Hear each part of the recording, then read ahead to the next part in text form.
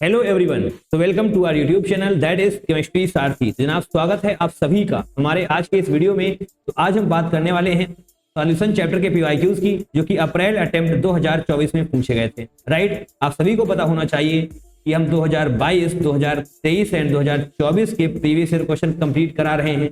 Right, तो जनाब इस चैनल को सब्सक्राइब कर लेना है ताकि ऐसा क्वालिटी कंटेंट आपसे मिस ना होने पाए।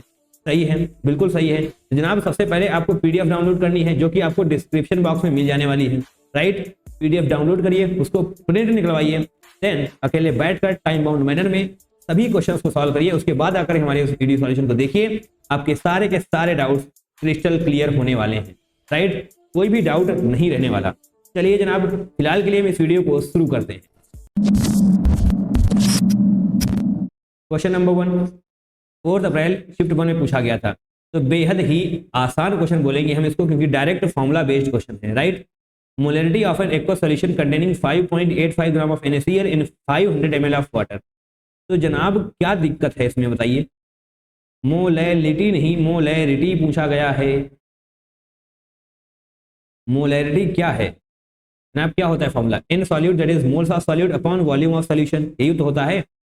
N solute upon volume of solution in litre होता है। ओके जनाब, होता है। इन सॉल्यूट के लिए आपको क्या करना पड़ेगा? वेट अपॉन मॉलिक्यूलर वेट करना पड़ेगा। तो जनाब वेट क्या है? 5.85 वेट दिया हुआ है। मॉलिक्यूलर वेट क्या होगा NaCl का? यहां से काउंट कर सकते हैं आप, 23 + 35.5, दैट मीन्स 3 2 5, ओके 58.5 ये हो जाने वाला है मॉलिक्यूलर वेट ऑफ NaCl। अब जनाब क्या करना है? वॉल्यूम ऑफ सॉल्यूशन, सॉल्यूशन का वैल्यूम कितना है? 500 ml। तो जनाब 500 ml यहाँ पर जैसे ही आप लिखेंगे तो आपको 1000 से मल्टीप्लाई भी करना पड़ेगा, क्योंकि हमें लीटर में चाहिए होता है, इसलिए हम 1000 से मल्टीप्लाई भी करेंगे। चलिए जनाब, अब क्या है इसमें? अब अगर आप इसको नहीं कर पा रहे हैं तो ऐसा हो ही नहीं सकता कि आप इसको ना कर पाएं। ऐसे करते हैं, यहाँ पर 2 आ जाएगा, इसको हटाएंगे तो जनाब यहाँ पर एक 0 आ जाने वाला है। राइट, इसको जब आप ऐसे करेंगे तो क्या आएगा? 5.85, यस जनाब यहाँ पर 10 आ जाने वाला है। तो 1, यानी कि इसको हमने काटा क्यों? नहीं काटना नहीं है, क्योंकि बहुत ही आसानी तरीके से आप सॉल्व कर पाएंगे। इसको हटाएंगे ऐसे, 2/10 आ चुका है। 2/10 बोले तो 0.2। क्या ऐसा कोई ऑप्शन है जनाब? Yes yes yes, option number 4 है। एंड बहुत ही अच्छे तरीके से करना है। 220, 0.2, 0 मिस कर दिया अगर आपने तो -1 मिस नहीं होगा। Right, moving forward, question number 2 4 अप्रैल शिफ्ट 1 में पूछा गया था।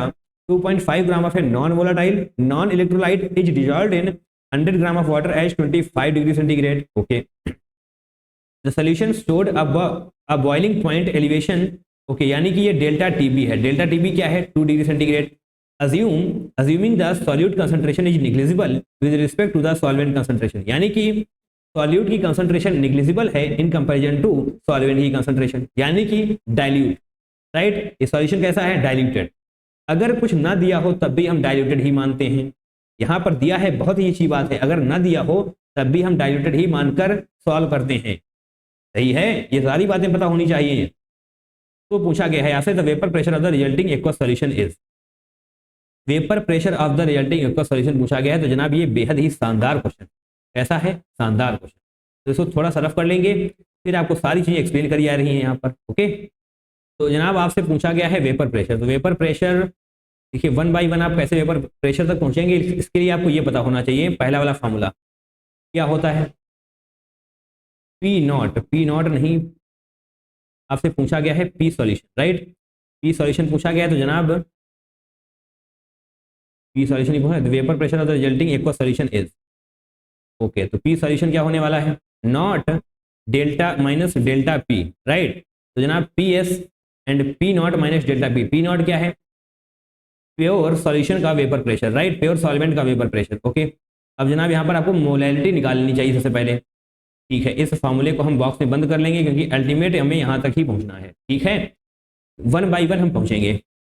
10 ये वाला लिया जाएगा। आप बताते हैं आपको क्या निकालना है। आपको मोलैलिटी, मोलैलिटी कहाँ पर मिलेगी? Delta TB equal to I into K B into M. Formula पढ़ा है ना? Delta TB equal to I into K B into M, यही तो है मोलैलिटी, है ना?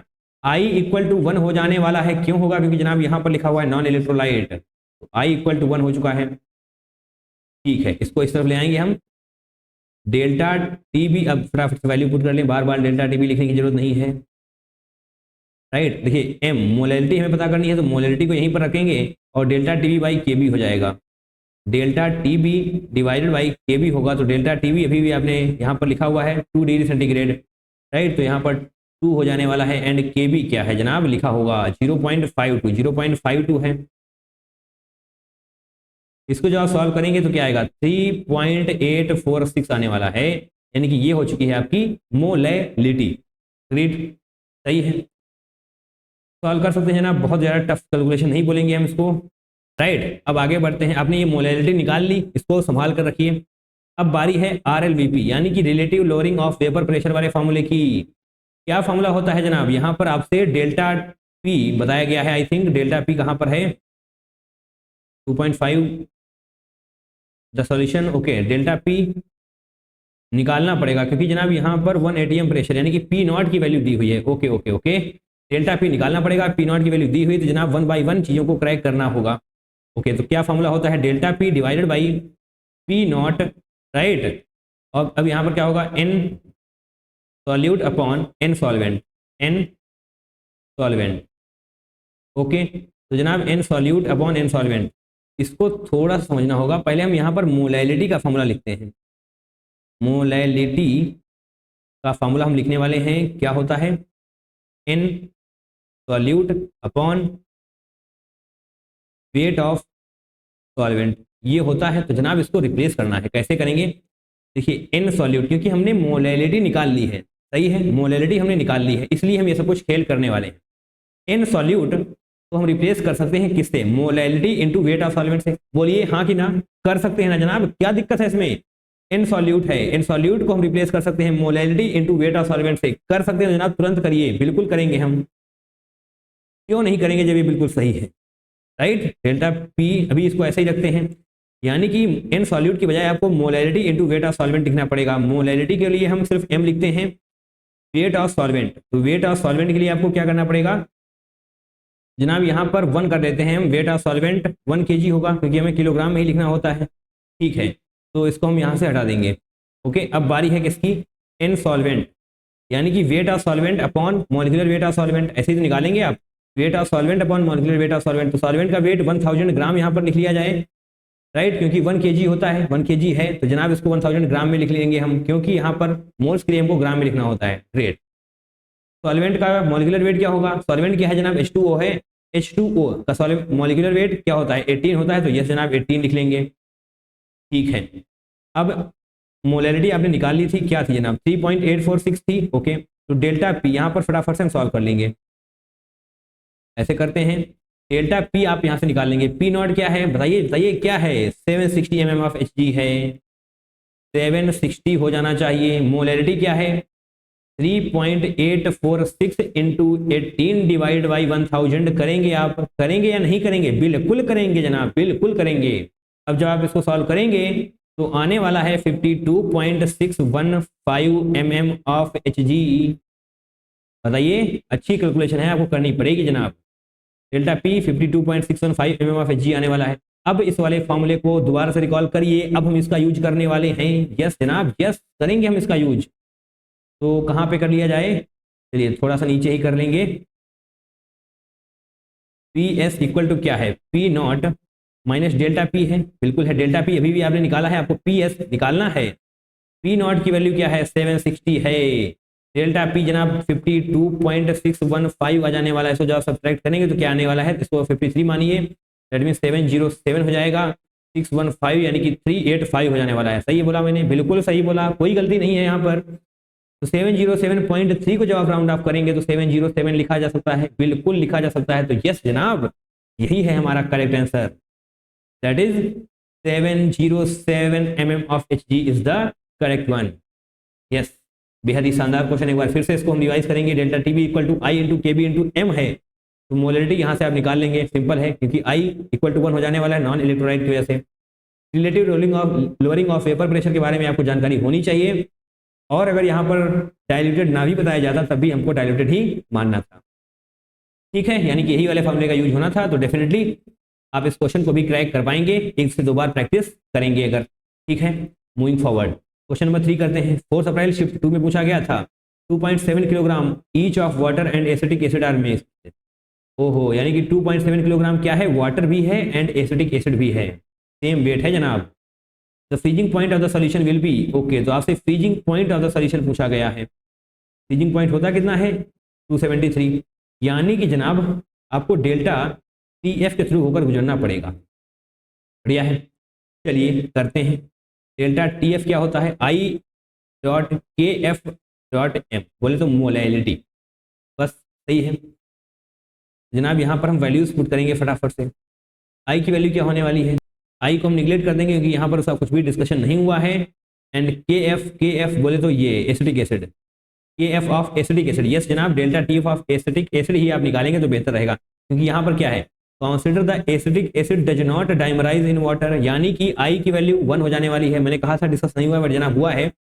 Consider the acetic acid does not dimerise in water, तो yes I की वैल्यू 1 हो जाने वाली है। ग्रेट, नॉट एसोसिएट्स भी है इन वाटर, तो जनाब एक्स आपको बताना है freezing point of the solution. Okay, तो KF ऑफ एसिडिक एसिड चाहिए हमको, क्या है, नहीं KF ऑफ H2O चाहिए, यस KF ऑफ H2O, क्योंकि सॉल्यूशन है तो 1.86 हो जाने वाला है। मोलैलिटी के लिए आपको क्या करना पड़ेगा, N सॉल्यूट, यानी कि moles of solute upon weight of solvent, formula होता है ना, रटा हुआ है, बार बार बोलने की भी जरूरत नहीं है। N solute, wait of solute, तो वेट ऑफ सॉल्यूट क्या है जनाब, एसिडिक एसिड है सॉल्यूट यहाँ पर, तो वेट ऑफ 2.7 किलोग्राम है, बट हमको ग्राम में लिखना पड़ता है, पता है ना, पता है, तो 2700 ग्राम्स हो जाने वाला है wait of solute upon molecular weight of solute. तो CH3 मॉलिक्यूलर वेट क्या है इसका, दिया गया है, नहीं दिया गया है, नहीं दिया गया है तो हम इसको कैलकुलेट कर लेते हैं। नहीं जनाब, दिया गया है 60 ग्राम पर मोल। ओके, तो ये आपने क्या लिखा, मोल्स ऑफ सॉल्यूट। अब बारी है वेट ऑफ सॉल्वेंट की। ठीक है, वेट ऑफ सॉल्वेंट लिखेंगे। वेट ऑफ सॉल्वेंट जनाब कैसे लिखेंगे, ओहो यहाँ पर लिखा हुआ है 2.7 किलोग्राम, बट आपको ये याद रखना है कि वेट ऑफ सॉल्वेंट को किलोग्राम में ही लिखना पड़ता है, यानी कि ये 2.7 का 2.7 ही रहने वाला है। अब ये मोलैलिटी आप सॉल्व करिए, इसको मल्टीप्लाई करेंगे 1.86 से, तो डेफिनेटली आपको आपका करेक्ट आंसर मिल जाने वाला है। क्या करने की कोशिश करी जाए, चलिए थोड़ी थोड़ी कोशिश करके देख लेते हैं। ये पॉइंट लाएंगे जनाब, यहाँ पर ऐसे आ जाएगा और ये 1000 हो जाने वाला है। 1000 हो जाएगा तो 1860 डिवाइडेड बाई, इसको भी हटा लेंगे यहाँ से, 0 से 0 चला जाएगा, तो 186 डिवाइडेड बाई 6 हो जाने वाला है। 186 डिवाइड बाई 6, ओहो बड़ी ही आसान रिएक्शन, बड़ी ही आसान कैलकुलेशन जनाब 31। अगर आपने मोलैलिटी को अलग सॉल्व करने की कोशिश करी होती तो यहाँ पर फंस के रह जाते आप, पॉइंट के चक्कर में उलट फेर हो जाता। इसलिए सारी वैल्यूज को एक जगह पर रखिए, सॉल्व करिए तो काफी आसानी रहने वाली है आपको। यस जनाब, 31 is the correct one, right, 31 आपका करेक्ट आंसर हो जाने वाला है। डेल्टा TF पूछा गया था आपसे, यस। चलिए आगे बढ़ते हैं, आपने इस क्वेश्चन को सॉल्व कर ही लिया है। Now question number 4, 5 April shift 1 में पूछा गया था, an artificial cell is made of encapsulating 0, encapsulating का देखिए कुछ खास मतलब बहुत ज्यादा नहीं है, इसका मतलब होता है समेट कर रखना, राइट, मतलब समराइज जैसा, सम अप टाइप, राइट, ऐसा मतलब होता है इसका। ओके ठीक है, 0.2 मोलर ग्लूकोज, ओहो glucose solution within of semi permeable membrane. Okay, the osmotic pressure developed when the artificial cell is placed within 0.04 solution of NaCl at 300 kelvin. Okay, तो जनाब थोड़ा सा डायग्राम बना दें अगर हम तो बढ़िया रहेगा।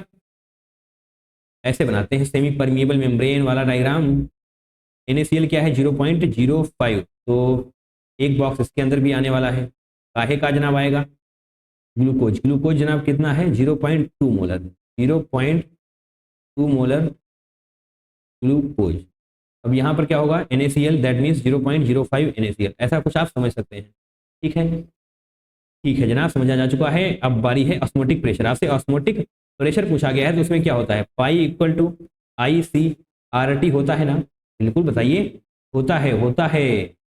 तो जनाब यहाँ पर आपसे पूछा गया है the osmotic pressure developed when the artificial cell is placed within, यानी कि NaCl सॉल्यूशन के अंदर जब आर्टिफिशियल सेल को रखा जाता है तो vapour pressure, sorry osmotic pressure क्या होने वाला है, तो आप ही बताइए जनाब। एक अंदर से ऑस्मोटिक प्रेशर जनरेट होगा, एक बाहर से, तो दोनों को जब आप सब्ट्रैक्ट करेंगे तो दोनों को डिफरेंस को ही तो हम सही आंसर तक पहुंचा पाएंगे। बताइए। तो yes I1 C1 minus I2 C2 करिए और आर टी तो जनाब सेम ही रहने वाला है। आप इसको सॉल्व करेंगे तो डेफिनेटली आपको आपका आंसर मिल जाने वाला है। सही है, करते हैं। I1 यानी कि NaCl का I क्या होने वाला है? I1 बोले तो ग्लूकोज, राइट। ग्लूकोज का I क्या होता है? क्योंकि जनाब ये होता है 1, ये होता है नॉन इलेक्ट्रोलाइट। तो I1 1 हो चुका है, C1 यानी कि 0.2। और अब बारी है I2 की। I2 बोले तो NaCl का कितने, Na प्लस Cl-2 हो जाना चाहिए। अब बारी है C2 की। C2 हाँ 0.05, 0.05। ठीक है जनाब। RT की भी वैल्यू पुट ही कर लेते हैं, इसमें इतना सोचने वाली कौन सी बात है। RT दिया हुआ है ना, जो दिया हुआ है वही यूज करना है, फालतू का दिमाग नहीं चलाना है। 0.083। ठीक है, क्या है जनाब? Temperature 300 kelvin. Yes 300 kelvin. Okay, तो क्या हो जाएगा? ये 0.2 होने वाला है माइनस 0.1 होने वाला है। ओके, इंटू 0.083 इंटू 300 करिए, तो यहाँ पर जनाब क्या आ जाएगा? 0.1 इंटू 300 करेंगे इंटू 0.083। तो क्या किया जाए? चलिए इसको मल्टीप्लाई करते हैं। 3 त्रिके 9, 3 अठे 24। सही है, मल्टीप्लाई कर लिया। अब जनाब देखिए कितने पॉइंट्स, देखिए यहाँ पर 2 जीरो पहले लगा दीजिए, लगा दिए। अब देखिए कितने डिजिट के बाद पॉइंट लगने वाला है? 3 यहाँ पर, 1 यहाँ पर, 4। 1 2 3 4 यानी कि 2, सही बोला मैंने, 1 2 3 सही है। यस, कोई गलती नहीं है यहाँ पर। तो यानी कि 2.49 आ जाने वाला है। क्या यही है सही? नहीं, 10 टू द पावर -1 के फॉर्मेट में पूछा गया है। That means 24.9 into 10 to the power -1 होगा, और 24.9 को हम राउंड ऑफ करके 25 लिख देंगे। सिंपल है। ठीक है जनाब, यहाँ पर 25 लिखिए। यही है आपका करेक्ट आंसर। आपको समझना पड़ेगा ऑस्मोटिक प्रेशर उसके अंदर रखा गया है ना सेल, तो जो अंदर से जनरेट होगा बाहर से जनरेट होगा, दोनों के डिफरेंस को ही हमें यहाँ पर कंसिडर करना पड़ेगा। Got it? कोई डाउट नहीं होना चाहिए जनाब, सब कुछ एक्सप्लेन किया जा रहा है, कोई भी दिक्कतें ना हो, right.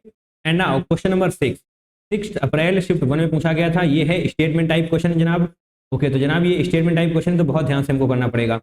Gallium is used in the manufacturing of thermometers. Yes, बिल्कुल सही, गैलियम को हम यूज करते हैं थर्मोमीटर बनाने में। सही है, सब कुछ पता है आपको। ओके, आगे बढ़ते हैं। Statement 2, a thermometer containing gallium is useful for measuring the freezing point. नहीं, फ्रीजिंग पॉइंट 256 नहीं जनाब, हाई टेम्परेचर के लिए हम यूज करते हैं,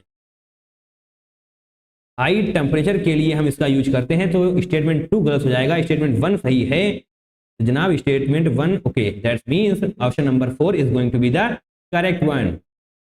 मूविंग फॉरवर्ड, क्वेश्चन नंबर 7 करेंगे। Consider the dissociation of the weak acid HX as given below. इस तरीके से डिसोसिएशन हो रहा है एंड Ka की वैल्यू भी आपको दे दी गई है। आपसे क्या पूछा गया है? ऑस्मोटिक प्रेशर पूछ लिया गया है, कंसंट्रेशन भी दी गई है, ओके, टेम्परेचर भी दिया गया है, R भी दिया गया है। यानी कि आपको I की वैल्यू पता करनी पड़ेगी, राइट। सही है, क्योंकि जनाब पाई इक्वल टू क्या होता है? ICRT ही तो होता है। कंसंट्रेशन की वैल्यू ये रही, R की वैल्यू ये रही, टेम्परेचर की वैल्यू ये रही, तो क्या चाहिए? I के लिए ही आपको यहाँ पर Ka दिया गया है। तो Ka का फॉर्मूला जनाब क्या होता है? C alpha square divided by 1 minus alpha होने वाला है। तो C जनाब क्या है? यहाँ पर देखिए 0.03 है, ठीक है, 0.03 है। अल्फा स्क्वायर करेंगे और यहाँ पर Ka की वैल्यू क्या है? 1.2 into 10 to the power -5। Ka बहुत छोटा है, राइट, Ka बहुत छोटा है, तो इसको थोड़ा बहुत आप अप्रोक्सीमेट करेंगे तो यस अल्फा इक्वल टू क्या आ जाने वाला है? 0.02 आ जाएगा। देखिए कैसे आ जाएगा, ये मैंने डायरेक्ट लिख दिया, बट आपको थोड़ा सा हम एक्सप्लेन कर देते हैं, अदरवाइज आप कंफ्यूज हो जाएंगे। होंगे या नहीं होंगे? अगर नहीं होंगे तो बहुत ही अच्छी बात है, अगर होंगे तो देखिए अल्फा स्क्वायर करेंगे यहाँ पर, तो 1.2 इंटू 10 टू द पावर -5 आ जाएगा, डिवाइडेड बाई 0.03 आने वाला है। इस पॉइंट को हटाएंगे, इस पॉइंट को हटाएंगे तो ऊपर एक जीरो बढ़ जाने वाला है, तो 3 4 यानी कि 40 आने वाला है। 10 टू द पावर -5 करेंगे। अब यहाँ से जीरो हटाकर ऊपर कर दिया जाएगा, राइट, यानी कि 4 इंटू 10 टू द पावर -4 हम लिख सकते हैं। ओहो, यहाँ पर ऐसे भी करेंगे, 4 इंटू 10 टू द पावर -4 कर सकते हैं, यस। अब जैसे ये क्या है? Alpha square. अब बताइए इसको आप स्क्वायर रूट तो कर लेंगे ना इसका। अल्फा इक्वल टू क्या होगा? 2 इंटू 10 टू द पावर -2। जनाब यही लिखा था मैंने, 0.02। बताइए बताइए, लिखा था, यस, फिर से लिख दिया 0.02। अब आई की वैल्यू क्या होती है? आई की वैल्यू होती है 1 प्लस अल्फा। अल्फा आपने निकाल लिया 0.02, तो 1 प्लस अल्फा, इसको यहाँ से करेंगे 1.02 आ जाने वाला है बस। अब फटाफट से इसको पुट करिए, आई की वैल्यू क्या है 1.02, कंसंट्रेशन क्या है 0.03, आर 0.083 इंटू 300 केल्विन। बताइए जनाब, इसको सॉल्व कर लेंगे आप? करना पड़ेगा, कोई ऑप्शन होगा नहीं आपके पास। चलिए थोड़ा सा हम करके देख लेते हैं। यहाँ पर क्या होने वाला है 306 हो जाएगा, और इन पॉइंट्स को हटाएंगे। सबसे पहले इन पॉइंट्स को हटा करके 10 टू द पावर माइनस में लिख लेते हैं, ठीक है। दो यहाँ से, दो यहाँ से, 2 2 4 3 7, 7 10 टू द पावर माइनस 7 यहाँ पर हो चुका है, बट ये 2 जीरो हैं, तो 10 टू द पावर माइनस 5 ही बचने वाला है। सही बोल रहे हैं, सब कुछ ध्यान देना है हमारी बातों पर। इसको मल्टीप्लाई किया आपने, 2 2 4 3 7, 7 डिजिट हो गई ना, 10 टू द पावर माइनस 7 होगा, बट यहाँ पर 2 जीरो है, इसलिए 10 टू द पावर माइनस 5 में ही सिमट कर रह जाएगा। यानी कि इन 2 जीरोस का यूज आपने कर लिया है। ग्रेट, तो 0.0 अभी भी हम बोल रहे हैं। अब सिर्फ और सिर्फ 83 बचा है यहाँ पर 83 बचा है, और यहाँ पर क्या बचा है 3। बस एक बार फिर से हम सॉल्व करते हैं। 306 इंटू 339, 3 24, ये हो जाने वाला है, into 10 to the power minus 5 as it is बना रहने वाला है। अब भैया इसको सॉल्व करिए। 306,249, 9 तियाँ 27 होगा, 9 छाक 54, 4 से करेंगे तो 24 आ जाएगा, 4 तियाँ 12 होगा, 612 हो जाने वाला है। ऐसे करेंगे तो थोड़ा सा साइड में करना पड़ेगा। 612, ठीक है। 4 5 4 9, 7 4 11 1, 2 2 4 6 हो जाएगा, 6 और 1 7 हो जाएगा। 10 टू द पावर माइनस 5 है, into 10 to the power minus 5 आने वाला है, बट आपसे पूछा गया है 10 टू द पावर माइनस 2 में, यानी कि 76.194 into 10 to the power minus 2 आएगा। और आपको यहाँ पर क्या लिखना है, 76.194 को आप 76 लिख सकते हैं राउंड ऑफ करने के बाद। तो जनाब यहाँ पर लिखिए ना, क्या दिक्कत है, लिखिए, बेशक यही है सही आंसर। आसानी से कर लिया आपने। थोड़ा सा अच्छा क्वेश्चन है, ये वाले फॉर्मूले अगर नहीं आते हैं तो दिक्कतें रहेंगी, बट जैसे ही आप इस वाले फॉर्मूले को करेक्ट कर लेते हैं तो definitely I equal to 1 plus alpha, ये भी आना चाहिए, राइट। थोड़ी सी आयनिक इक्विलिब्रियम वाले कॉन्सेप्ट्स का यहाँ पर यूज हुआ है, बट डेफिनेटली आप इस क्वेश्चन को क्रैक कर सकते हैं। इसमें कुछ ऐसा नहीं है जो आप नहीं कर पाएंगे। चलिए आगे बढ़ते हैं, क्वेश्चन नंबर 8 को करेंगे। क्वेश्चन नंबर 8 का पूछा गया था 6 अप्रैल शिफ्ट 2 में पूछा गया था, राइट। ये क्या हो गया है, yes, when x methanol molar mass density is added to 100 ml of water, density water की भी दी हुई है, the following diagram is obtained. ठीक है, ये डायग्राम हमको मिला और x आपसे पूछा गया है, राइट। जनाब x बोले तो ओहो, ये क्या हो गया यहाँ पर, इसको हटाएंगे। जनाब x का मतलब क्या है, यहाँ पर आपसे वॉल्यूम पूछा गया है, राइट। देखिए आपसे वॉल्यूम पूछा गया है, तो वॉल्यूम आप निकालने के लिए क्या कर सकते हैं। देखिए यहाँ पर अगर डेंसिटी दी हुई है, जो कि दी हुई है यहाँ पर, राइट, डेंसिटी आपको इसीलिए दी हुई है, वॉल्यूम ऑफ सॉल्यूशन पूछा गया है ना, यस। जनाब density equal to mass by volume, इस वाले फॉर्मूले का यूज करके ही आप वॉल्यूम निकालेंगे, ठीक है। यानी कि आपको डेंसिटी तो दी हुई है, वॉल्यूम निकालना है, बट मास पता करना पड़ेगा। क्वेश्चन को कैसे अप्रोच करना है ये जनाब सीखिए। फिजिकल केमिस्ट्री में अगर आप ये नहीं सीख पा रहे हैं कि क्वेश्चन को कैसे अप्रोच करना है, तो जनाब होगा नहीं। क्वेश्चन को अप्रोच कैसे करना है ये सीखिए। आपसे क्या पूछा गया है, वॉल्यूम। वॉल्यूम कहाँ पर मिलेगा, density is equal to mass by volume, ये फॉर्मूला पढ़ा है जनाब। वॉल्यूम पूछा गया है, डेंसिटी दी हुई है, तो डेफिनेटली हमको मास पता करना पड़ेगा। मास कहाँ पर मिलेगा, मास बोले तो वेट। वेट जनाब मिलने वाला है मोल्स के थ्रू, सही है, मोल्स के थ्रू वेट मिल जाएगा। अब मोल्स कहाँ मिलेंगे, मोल्स जनाब मिलने वाले हैं हमको मोलैरिटी में, राइट, मोलैरिटी में। बट मोलैरिटी कहाँ मिलेगी, डेल्टा टीएफ में। बताइए ऐसे समझेंगे तो क्या दिक्कत होगी। डेल्टा टीएफ के बारे में बहुत सारी इन्फॉर्मेशन दी हुई है, आप डेल्टा टीएफ आसानी से निकाल पाएंगे। ठीक है जनाब, निकाल लेंगे। डेल्टा टीएफ क्या होने वाला है, molar freezing constant of water at, okay, तो ये टेम्परेचर है 1.86 होने वाला है 270.65, यानी कि डेल्टा टीएफ आपको निकालना पड़ेगा। डेल्टा टीएफ क्या होगा, डेल्टा टीएफ 273.15 होगा ना, 273.15 माइनस यहाँ पर देखिए 270.65, 270.65 करना पड़ेगा। ओके, तो जनाब इसको सब्ट्रैक्ट करेंगे हम, 5 से 5 जाएगा 0, और यहाँ पर क्या बचेगा, यहाँ पर 5 बचने वाला है, यहाँ पर 271 है, 272 है, यानी कि 2.5। डेल्टा टी एफ क्या आने वाला है 2.5 केल्विन। ओके, अब जनाब delta T F is equal to I K F into M होता है ना, तो आई के एफ इंटू एम होता है, तो आई की वैल्यू तो जनाब 1 ही हो जाने वाली है। यस, आई की वैल्यू 1 ही हो जाने वाली है। तो के एफ इंटू एम, एम बोले तो मोलैलिटी। जनाब मोलैलिटी हम कैसे निकालेंगे? मोलैलिटी यहाँ पर लिखते हैं, डेल्टा टी एफ क्या है 2.5, अभी अभी आपने निकाला, राइट। और के एफ क्या है? के एफ जनाब ये लिखा हुआ है 1.86। ग्रेट। मोलैलिटी का मतलब क्या है? Moles of solute upon weight of solvent, यही है ना मोलैलिटी का मतलब। चलिए यहाँ पर कर लें, चलिए यहीं पर कर लेते हैं। मोलैलिटी को हम ओपन करने वाले हैं जनाब। मोलैलिटी को ओपन किया जा रहा है। क्यों किया जा रहा है? क्योंकि जनाब वहाँ पर moles of solute upon weight of solvent होते हैं, तो मोल्स ऑफ सॉल्यूट को हम वेट ऑफ सॉल्यूट, थोड़ा सा यहाँ पर इसको रख दिया जाएगा, wait of solute upon molecular weight of solute करेंगे तो ये क्या आ चुका है? क्या आ चुका है? मोल्स ऑफ सॉल्यूट आया है ना नीचे, wait of solvent, wait of solvent, सही है। इस तरीके से मोलैलिटी को ओपन किया जाएगा और इसको रफ करके हम बढ़िया तरीके से बना लेते हैं, इस तरीके से, सही है। तो weight of solute, molecular weight of solute, molecular weight of solute जनाब कैसे निकालेंगे आप? CH3 मिथनॉल, यानी कि CH3OH, यही तो होता है मिथनॉल।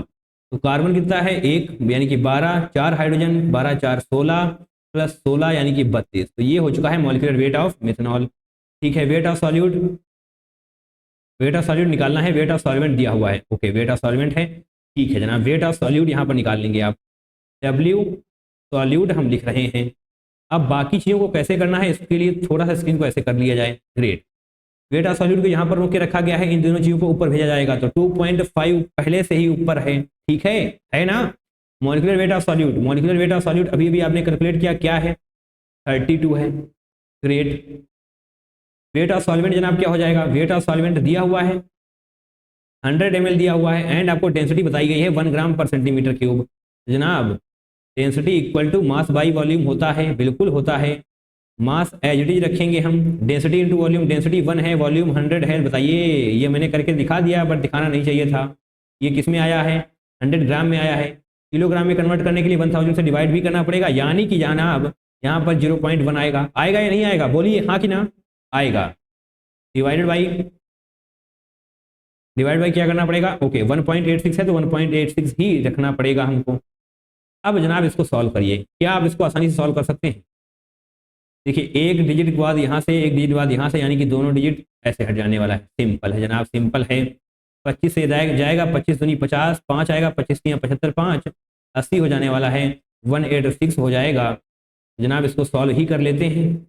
186 800 यानी कि 18 चौके 72, 4 आ जाएगा, 4 छंग 24 के 4 हाथ से लेके 2, 18 चौको 72, 2 74, यानी कि यहाँ पर 56 होने वाला है। पॉइंट लगाएंगे, जीरो बढ़ाएंगे, 18 3 54 यानी कि 4.3 आने वाला है, राइट। आप इसको सॉल्व करके देख सकते हैं, 4.3 मिलने वाला है। तो जनाब ये 4.3 आ तो गया है, बट आया क्या है भैया? आया है ये वेट, क्योंकि वेट ही तो निकाल रहे थे हम सॉल्यूट का।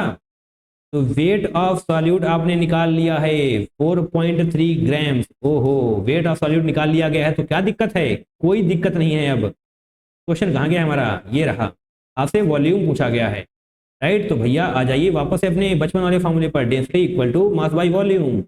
वॉल्यूम को इस तरफ करिए, मास का क्या है? 4.3 है।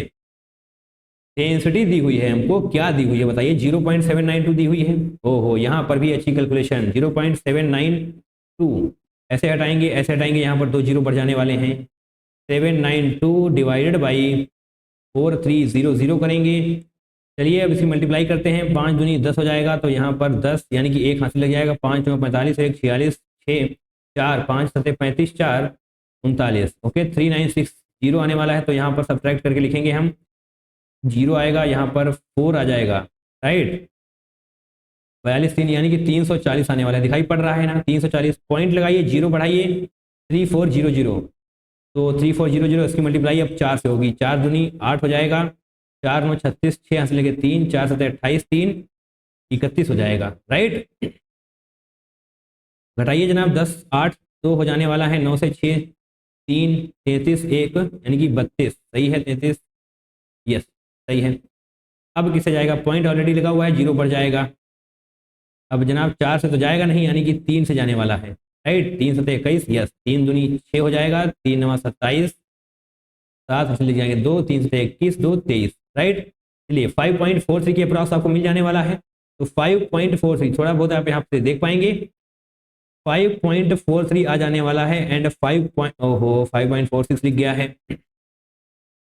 इसको आप क्या लिख सकते हैं, 543 इंटू 10⁻⁻2 लिखा जा सकता है। यस जनाब लिखा जा सकता है, 10⁻⁻2 ऑलरेडी यहाँ पर लिखा हुआ है। तो जनाब आपको यहाँ पर 543 लिखना पड़ेगा। तो x इक्वल टू क्या है, 543, राइट। तो बेहद ही शानदार क्वेश्चन आपकी आंखों के सामने था, आपने काफी कुछ कैलकुलेशन भी करी and then at the end आपको आंसर मिल चुका है। ग्रेट, बढ़िया है। ऐसे क्वेश्चन की प्रैक्टिस करेंगे तो जनाब काफी बेहतर हो रहे होंगे आप। नाउ क्वेश्चन नंबर 9 पढ़ते हैं। क्वेश्चन नंबर 9 जनाब पढ़िए, तब तक हम इसको थोड़ा सा रफ कर लेते हैं, right. And now moving forward to the next question, that is question number 9। बहुत ध्यान से करना है हमको। 8 अप्रैल शिफ्ट 1 में पूछा गया था, ठीक है। A solution containing 10 gram of an electrolyte Ab2 in 100 gram of water boils at 100.52 degree centigrade. The degree of ionization of the electrolyte alpha. तो यानी कि आपसे अल्फा पूछा गया है, तो जनाब सोचिए अल्फा आप कैसे निकाल सकते हैं। देखिए अल्फा के लिए आपको I that is van't Hoff factor पता होना चाहिए। अब आप वेंट ऑफ फैक्टर कहां से निकालेंगे, डेल्टा टीबी वाले फॉर्मूले में went Hoff factor that is I मिलता है आपको, जनाब वहां से आप निकाल सकते हैं, राइट। इस तरीके से 1 बाई 1 आप स्टेप क्रैक करते जाएंगे तो निश्चित तौर पर क्वेश्चन आसान हो जाएगा। ग्रेट, क्योंकि अल्फा पता करना है, अल्फा पता करने का सिर्फ एक ही तरीका होता है कि वेंट ऑफ फैक्टर के थ्रू हम जाएं, सही है। चलिए जनाब, यहां पर आपको मोलर मास दे दिया गया है Ab2 का, और यहां पर okay molar boiling point elevation constant 0.52, boiling point of water कितना है 100 डिग्री सेंटीग्रेड। तो जनाब यहां पर डेल्टा टीबी आपको निकालना पड़ेगा, डेल्टा टीबी निकालना पड़ेगा। तो 100.52 माइनस 100 हो जाएगा, क्योंकि यहां पर आप बॉइलिंग पॉइंट देख पाएंगे और यहां पर देख पाएंगे, सही है ना। तो 0.52 आ चुका है डेल्टा टीबी, ठीक है। डेल्टा टीबी 0.52 आ चुका है। आई क्या आने वाला है, that is van't Hoff factor. Okay, तो delta TB van't Hoff factor कैसे करेंगे हम, डेल्टा टीबी वाले फॉर्मूले का यूज करिए सीधे तरीके से। कहां पर लिखना है, यहां पर लिखना है हमको, delta TB equal to I into हटाइए यहाँ से, अदरवाइज थोड़ा खराब सा लगता है, डॉट लिख लेंगे यहाँ पर, स्पॉच सा क्रिएट हो जाता है। मोलैलिटी डायरेक्ट नहीं दी हुई है तो आपको ऐसे निकालेंगे, moles of solute upon weight of solvent in kilogram. Great, तो weight of solute sorry moles of solute के लिए आपको weight of solute upon molecular weight of solute करना पड़ेगा, पड़ेगा या नहीं पड़ेगा, करना पड़ेगा ना। तो वेट ऑफ सॉल्यूट कितना होता है नहीं, यहाँ पे जो दिया गया है 10 ग्राम, राइट। तो 10 ग्राम आप लिख देंगे। चलिए यहाँ पर नीचे लेकर आते हैं, ओके।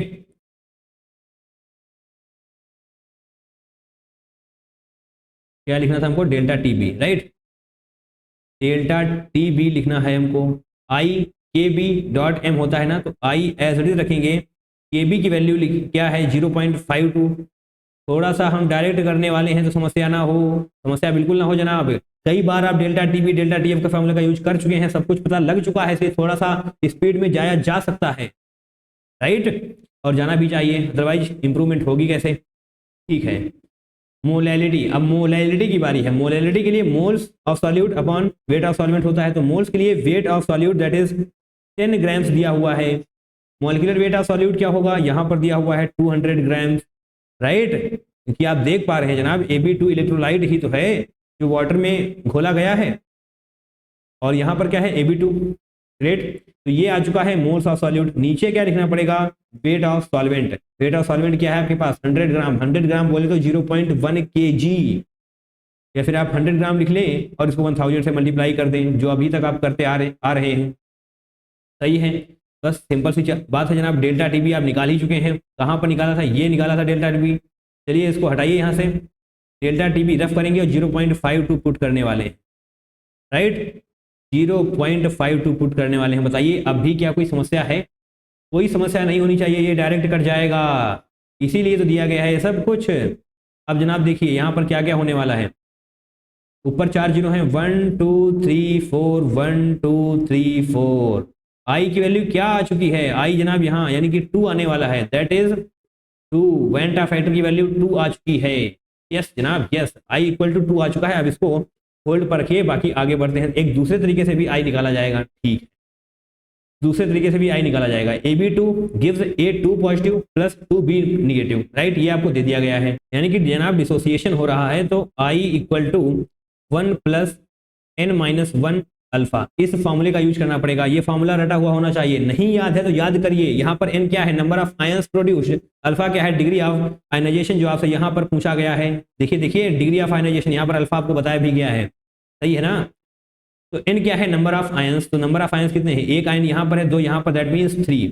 तो I equal to 1 plus N equal to 3 है, -1 हो जाएगा तो 2 अल्फा हो जाने वाला है। होगा या नहीं होगा, होगा, बिल्कुल होगा। अब आई की वैल्यू यहाँ पर आप डायरेक्ट पुट कर सकते हैं, क्या है जनाब, 2 है ना। यस यस यस, 2 है। तो दूसरा पेन लेकर आएंगे, 2 करेंगे इक्वल टू 1 प्लस 2 अल्फा। बच्चों वाली कैलकुलेशन आ चुकी है जनाब, ये बच्चों वाली कैलकुलेशन। 1 इक्वल टू 2 अल्फा करेंगे, सही है ना, यानी कि अल्फा इक्वल टू 0.5 हो जाने वाला है। अगर परसेंटेज में पूछा गया तो 100 से मल्टीप्लाई करते हैं, बट नहीं, परसेंटेज में नहीं पूछा गया है, 10 टू द पावर -1 लिखा हुआ है। तो जनाब 0.5 को आप 5 इंटू 10 टू द पावर -1 भी तो लिख सकते हैं, बताइए लिख सकते हैं नहीं लिख सकते हैं। अगर लिख सकते हैं तो लिखते क्यों नहीं है, यहाँ पर हम 5 लिखेंगे, बिल्कुल लिखेंगे। यस, क्वेश्चन बहुत टफ नहीं बोला जाएगा, सिंपल सा है, टू द पॉइंट बातें करी गई हैं। डेल्टा टी फॉर्मूले को आपने बहुत बार यूज कर लिया है, इस वाले फॉर्मूले का भी यूज आपने कई बार किया है। ये क्वेश्चन क्रैक होना चाहिए आपसे, नहीं हो रहा है तो प्रैक्टिस करिए, राइट। चलिए आगे बढ़ते हैं, क्वेश्चन नंबर 10 करने वाले हैं अब हम। 8 अप्रैल शिफ्ट 2 में पूछा गया था, अ solution is preparing by adding 1 mole ethyl alcohol in 9 mole water, the mass percent of solute in the solution is. ओहो, ये वाला क्वेश्चन तो जनाब उससे भी आसान आ चुका है, बट बेसिक्स आपको पता होनी चाहिए। क्या पूछा गया है ऐसे, मास परसेंटेज ऑफ सॉल्यूट।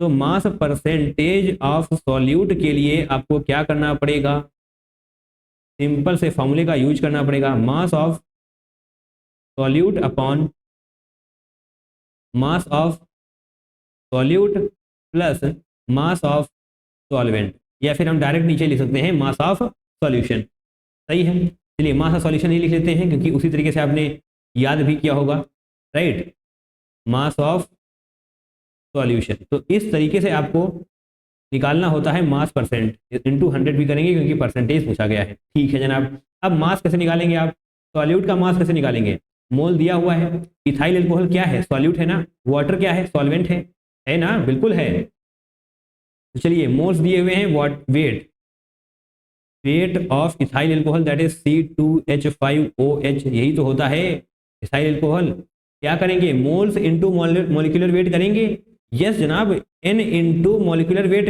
करिए, ठीक है। मोल्स कितने दिए हुए हैं, 1, मॉलिक्यूलर वेट क्या होने वाला है, ऐसा काउंट कर लेते हैं, C2 यानी कि 2 कार्बन 24, 5 29 हो जाएगा, ओह 6 कार्बन है, यानी कि यहाँ पर 6 कर लेंगे हम, ऑक्सीजन भी है, 24 6 30 10 40 6 46, सही किया हमने, बिल्कुल सही किया, यहाँ पर कोई भी गलती नहीं है। तो मॉलिक्यूलर वेट ऑफ C2H5 क्या हो चुका है, 46।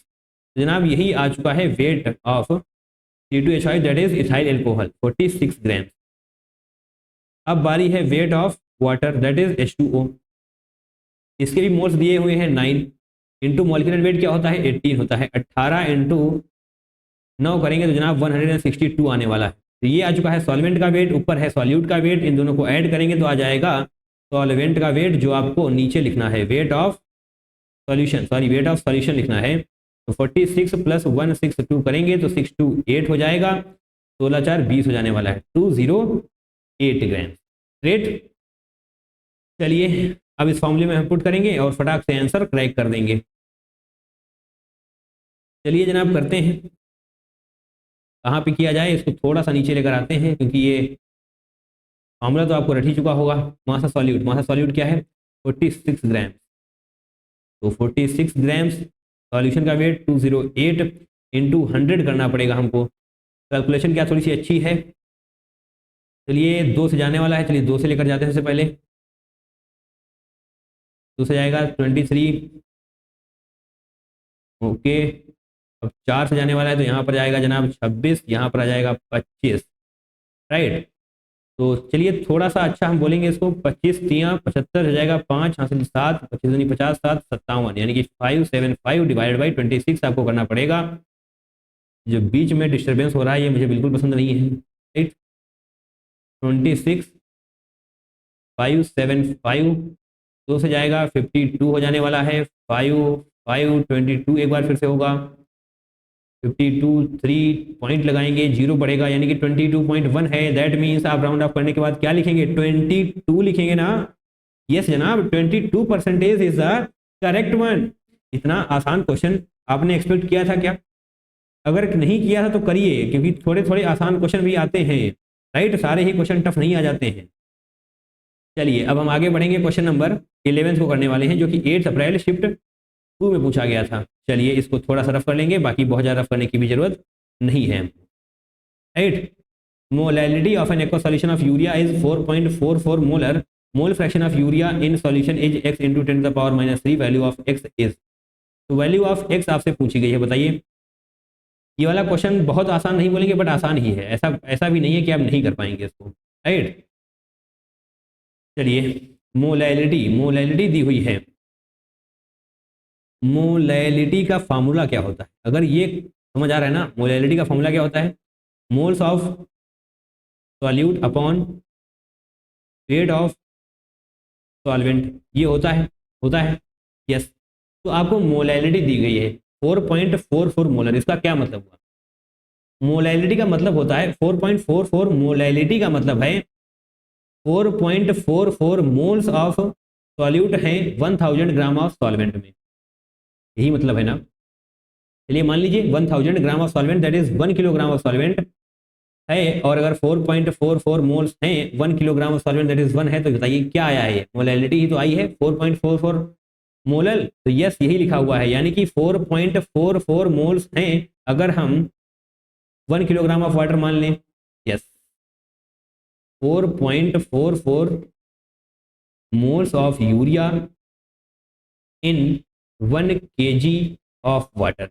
राइट, अगर इतना क्रैक हो चुका है तो क्वेश्चन में कुछ भी नहीं बचा है अब। Right, mole fraction of urea in solution, जनाब सॉल्यूशन में आपसे मोल फ्रैक्शन पूछा गया, तो सॉल्यूशन में मोल फ्रैक्शन पूछा गया है,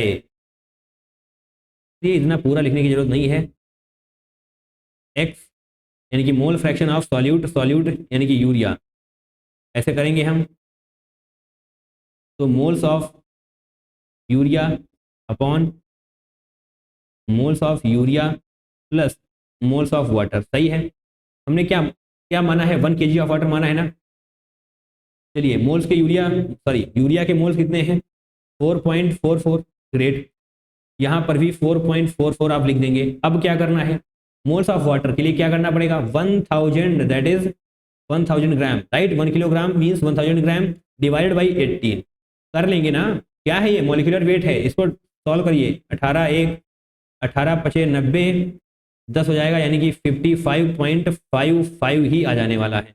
ग्रेट, इसको सॉल्व करेंगे हम, 4.44 होगा।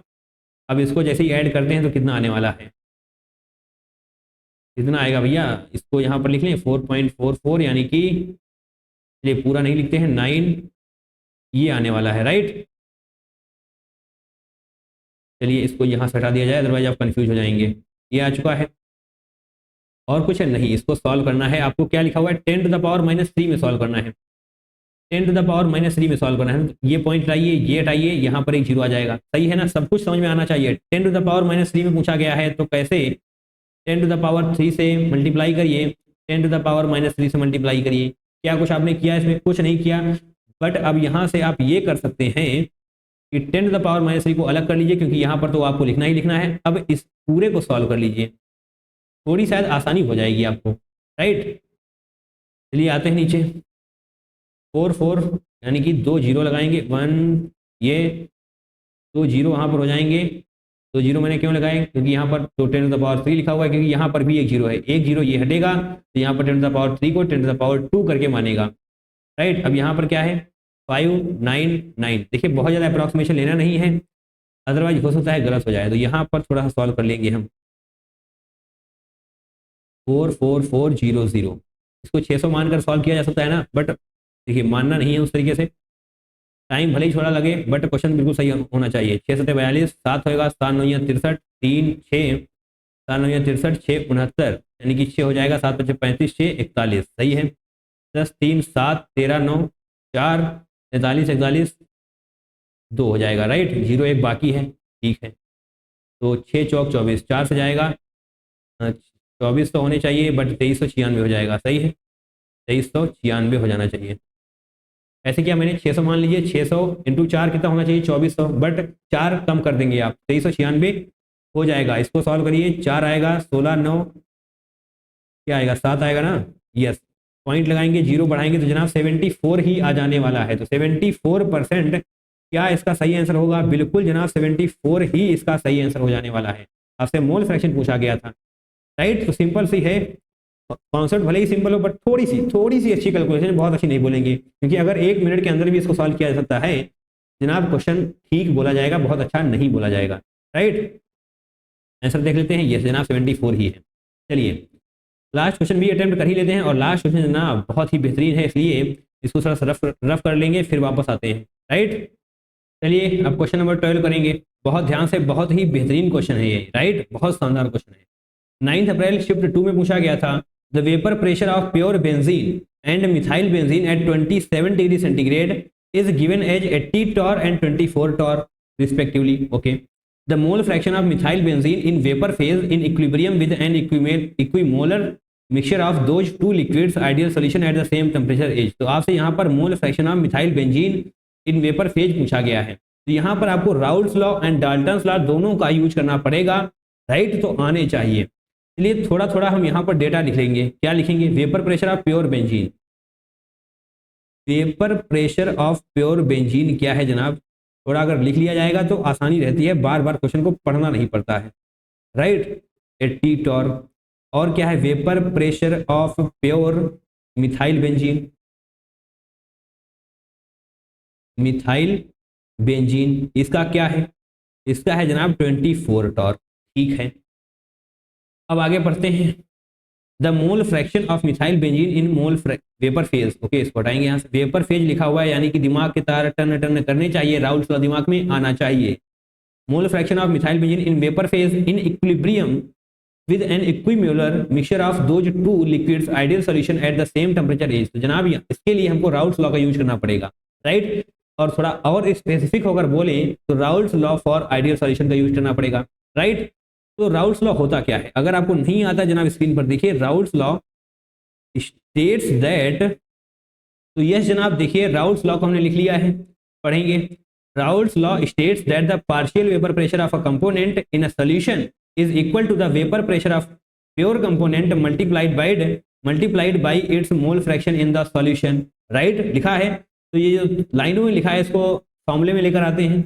Raoul's law states that the partial vapour pressure, तो सबसे पहले पेन बदल लिया जाएगा, तो जनाब कैसे कंपोनेंट आई मान लेते हैं, या फिर आप एक कुछ भी मान लीजिए, कंपोनेंट आई चलिए मानते हैं, तो यानी कि पी आई, ये क्या है, वेपर प्रेशर ऑफ कंपोनेंट आई, सही है ना, वेपर प्रेशर ऑफ कंपोनेंट आई, इसको हम पी आई से डिनोट कर रहे हैं, ओके, इक्वल टू, देखिए यही लिखा हुआ है यहाँ पर, partial vapour pressure of a component in a solution is equal to, चलिए इक्वल हमने लगा लिया। आगे क्या है, vapour pressure of pure component, यानी कि पी नॉट हम लिखने वाले हैं, एंड यस आई तो हम लिखेंगे ही लिखेंगे, क्योंकि कंपोनेंट सेम ही होना चाहिए।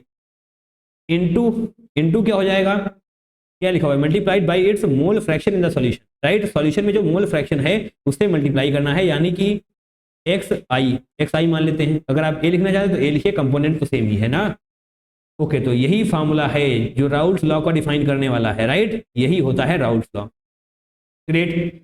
अब क्या क्या लिखना है, इससे तो क्या आएगा, इससे देखिए एक ही का आएगा, यानी कि प्योर बेंजीन का भी आप निकाल सकते हैं इसी तरीके से, एंड मिथाइल बेंजीन का भी निकाल सकते हैं, बट हमें टोटल प्रेशर चाहिए, यानी कि हमको चाहिए पी टोटल। तो पी टोटल के लिए क्या करना पड़ेगा, पी ऑफ वेपर प्रेशर चाहिए ना, total vapour pressure equal to total vapour pressure equal to vapour pressure of benzene plus vapour pressure of methyl benzene, ठीक है।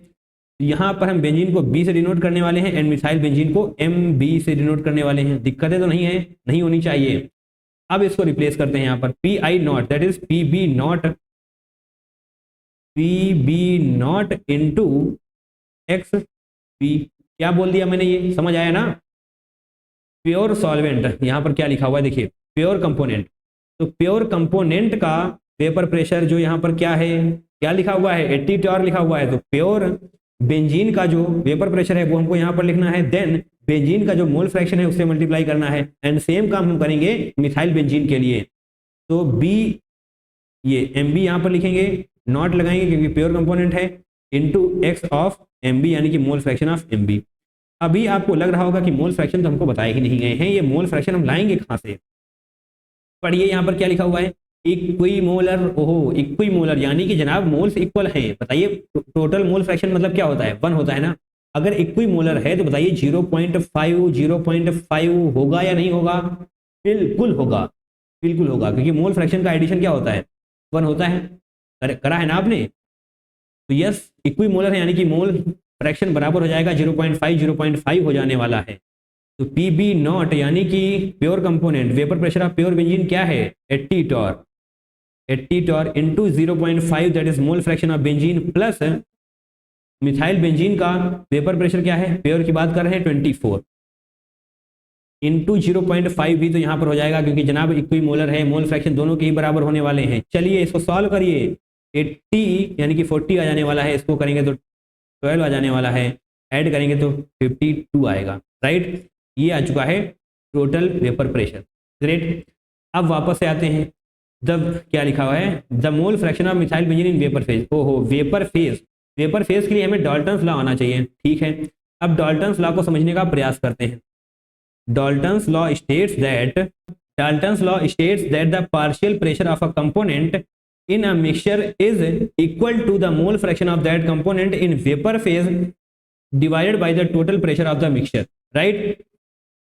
तो जनाब ये देखिए जो भी लाइन में लिखा हुआ है ना, ये आपको रटने की जरूरत नहीं है। जो हमने डाल्टन्स लॉ में लिखाया या फिर जो हमने राउल्स लॉ में लिखाया, ये रटने की जरूरत नहीं है, बट आपको इसका फॉर्मूला याद होना चाहिए, राइट। किताब में लिखा था, मैंने पढ़ा तो आपको भी बता दिया, बट याद करने की जरूरत नहीं है। आपको सिंपल सा ये याद रखना है इसका फॉर्मूला क्या होने वाला है, राइट। यहाँ पर आपको वेपर फेज के लिए लिखना पड़ेगा।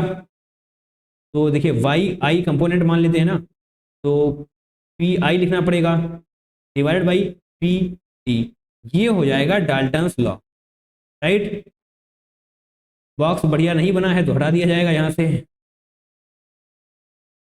क्या है मोल fraction in vapour phase, right, आपसे यही तो पूछा गया है। देखिए वापस आइए, इसीलिए हम डाल्टन्स लॉ को लिख रहे हैं यहाँ पर, वे mole fraction of methyl benzene in vapour phase. तो चलिए फिलहाल के लिए यहाँ पर ऑप्शन में क्या है, जो फॉर्मूले में लिखा हुआ है वो क्या है, आई कंपोनेंट का, कंपोनेंट आई का mole fraction in vapour phase, जिसको हम वाई से डिनोट कर रहे हैं, okay, equal to P I mole fraction of component I in vapour phase, right. देखिए वही निकाला है आपने यहाँ पर, अभी बताते हैं आपको, पी टी टोटल प्रेशर निकाल लिया गया है, ठीक है। तो आपसे जो जनरली पूछा गया है वो किसका पूछा गया है, मिथाइल बेंजीन का पूछा गया है ना, राइट। देखिए देखिए मिथाइल बेंजीन का ही पूछा गया है, राइट। अब मिथाइल बेंजीन का पूछा गया है तो जनाब आपको मिथाइल बेंजीन का vapour phase, sorry methyl benzene का वेपर प्रेशर पता होना चाहिए, जो यहाँ पर क्या है 12 आया था, राइट। यहाँ पर देख पाएंगे अब 12 था, टोटल क्या था 52।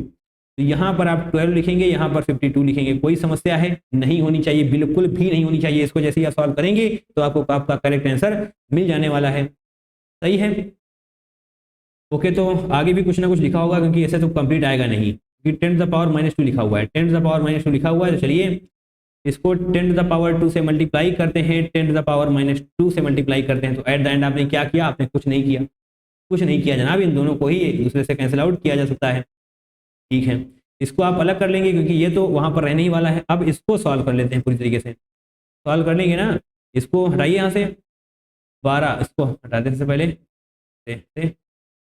4 से जाएगा, नहीं 4 से जाएगा, यस जनाब 13 चौको 52, 4 से जाएगा, 3 यहाँ पर आ जाएगा और 13 ऐसे आ जाने वाला है। ऊपर क्या हो जाएगा 300 डिवाइडेड बाई 13, 13 दूनी 26, 4 आएगा, 13 तियाँ 39, 23, ओके 23 ही आने वाला है, 23.1 के समथिंग कुछ आएगा, पर उसको 23 ही लिखा जाएगा। तो इसको हटा देते हैं यहाँ से, 23 इंटू 10⁻² हो जाने वाला है। तो जनाब आपको 23 लिखना पड़ेगा इस खाली जगह में। तो ये क्वेश्चन थोड़ा सा लेंदी भी है, थोड़ा सा अच्छा भी हम इसको बोलेंगे। कैलकुलेशन बिल्कुल टफ नहीं है, कॉन्सेप्ट भी बहुत ज़्यादा टफ नहीं बोलेंगे, बट थोड़ा सा लेंदी है। राउल्स लॉ, डाल्टन्स लॉ के फॉर्मूले का यूज हो रहा है, तो यस 1-2 बार प्रैक्टिस करनी जरूरी है इस क्वेश्चन की, राइट। क्वेश्चन नंबर 12 कंप्लीट हो चुका है। इसी के साथ आपने हमारे इस सेशन को कंप्लीट किया। Congratulations to you. और पहली बात तो जनाब आपको बहुत बहुत धन्यवाद। अंग्रेजी में बोले तो thank you so much from the bottom of the heart, right. आप सभी का बहुत बहुत धन्यवाद कि आपने हमारे साथ बैठकर शिद्दत से 12 पीवाईक्यू प्रैक्टिस किए। इसी तरीके से पीवाईक्यूज की प्रैक्टिस करते जाइए। सबसे पहले आपको पीडीएफ का प्रिंट आउट लेना है, अकेले बैठकर टाइम बाउंड मैनर में सब कुछ सॉल्व करना है, राइट। तभी जाकर आपको बेस्ट बेनिफिट मिल पा रहा होगा, राइट। तो चलिए, अगर इसी तरीके से पीवाईक्यूज की प्रैक्टिस करना चाहते हैं जनाब, साइड में देखिए आपको प्लेलिस्ट मिल जाने वाली है, उस पर क्लिक करिए। चैप्टर वाइज स्ट्रक्चर्ड फॉर्मेट में सॉल्यूशन चैप्टर के काफी सारे पीवाईक्यूज कराए गए हैं, right. So that's all for today. मिलते हैं दूसरे वीडियो में। Till then take care, tata, bye bye and I love you all.